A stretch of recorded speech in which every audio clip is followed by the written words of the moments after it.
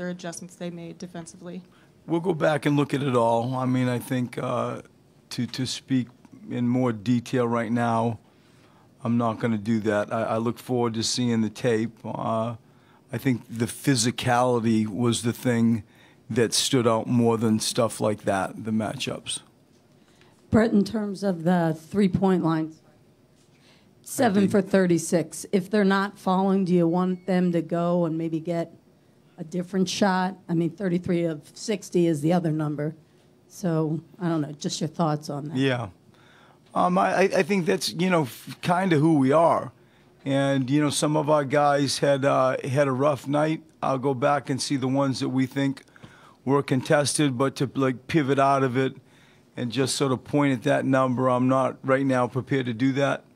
It's been sort of who we are lately, and without Joel, it's really, I think, I don't know, I hope it's smart, to cater what you're doing to the team's strengths. And so when you see that number, and then the other night we broke a franchise record, and you sort of give and take with that. I think what it does do for me, though, D, is it highlights the need to when you're seeking to become a whole team, you need Joel Embiid. If you look at the second period, the game isn't out of whack except for the second period. If we all just looked at the box score, it looks quite balanced except for the second period. I didn't think we handled the second period well. They sped up Ben. We learned, we saw a different look on Ben Simmons tonight.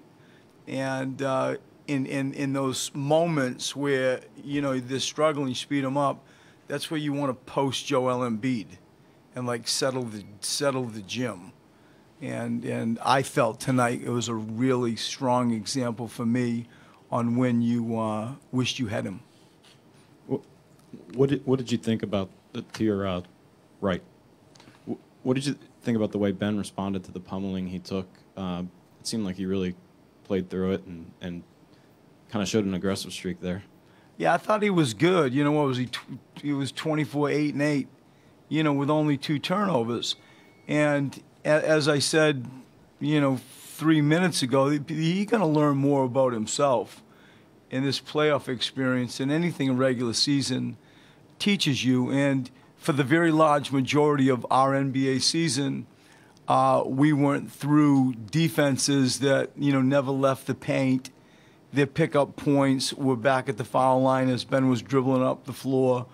And tonight, the whole thing changed. It's a little bit like Chris Dunn did to him in Chicago.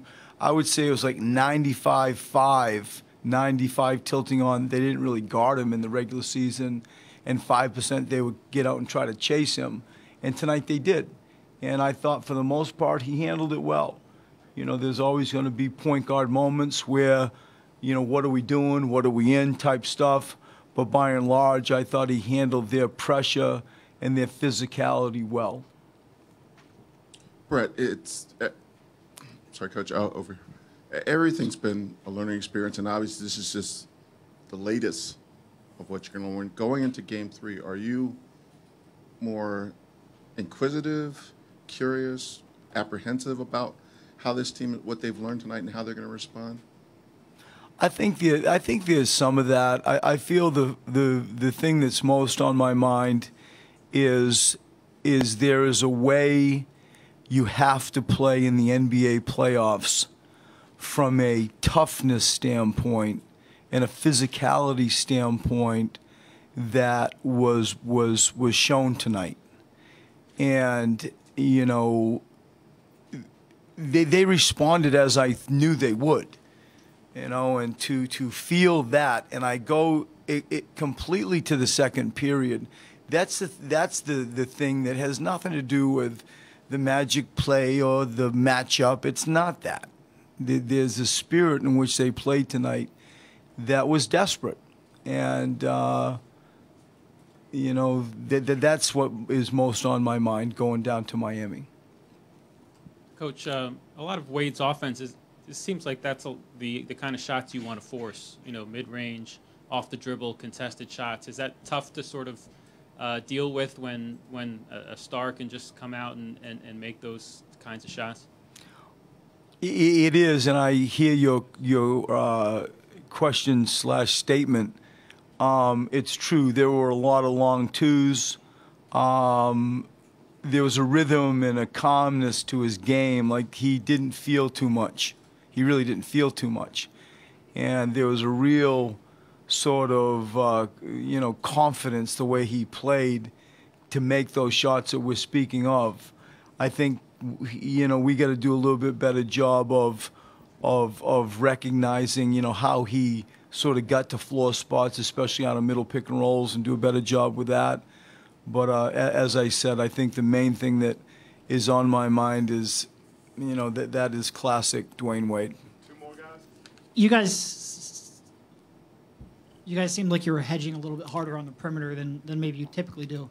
I guess just what was the thought process behind that, and how do you think it was executed? Yeah, just trying to have some level of equal, physical presence, trying to reroute ball handlers, ball carriers. And I think that if you study it, Derek, like you look at the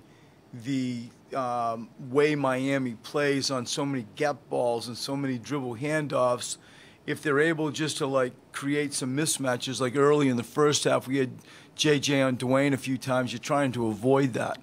And by and large, I thought that our aggressiveness on the ball was pretty good in the second half. I think it enabled us to get on that 16-2 run, to your point, with some hard hedges and sort of blitzing.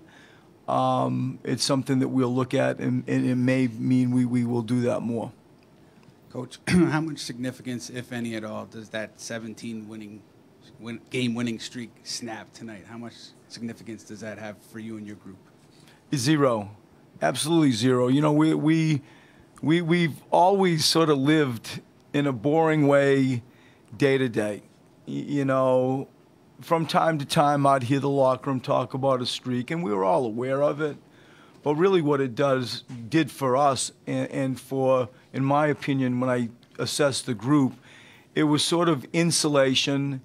There was a proud aspect that we were getting better. We did it, with Joe. We did it without Joe, and we were trending. We were growing. All the math and the numbers and the feeling was going in the way that we want. That's what the streak represented to me more than a number. It was a feeling, and I think that the confidence that we generated from that, progressive winning can provide insulation. Like we will get through this. We will come back. We will go down to Miami and get ready to play Game 3.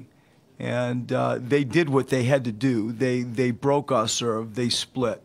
And so somehow we have to try to do the same. And I got faith in our group that it is in them to do that. Brett, Joel just went on social media, and I'll give you the PC version of what he said. He said he's sick and tired of being babied. What has he said to you in terms of frustration with what's going on with him right now, whether that's just not being able to practice, play, whatever?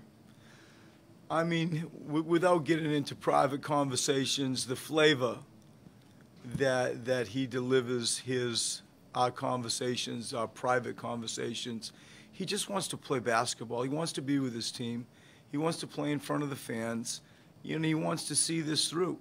And when he's not able to do that, he gets frustrated. And I respect his frustration. It's born out of competitiveness, and it's born out of him wanting to be with his team. And so the medical side, the different reasons, I'm not going to go there, but I do know the spirit in which he delivers that tweet that you just talked about reflects my conversations with him, that is completely driven out of team competitiveness. I want to play basketball, that type of flavor, more than anything. Thanks, Brett. Thanks, everybody.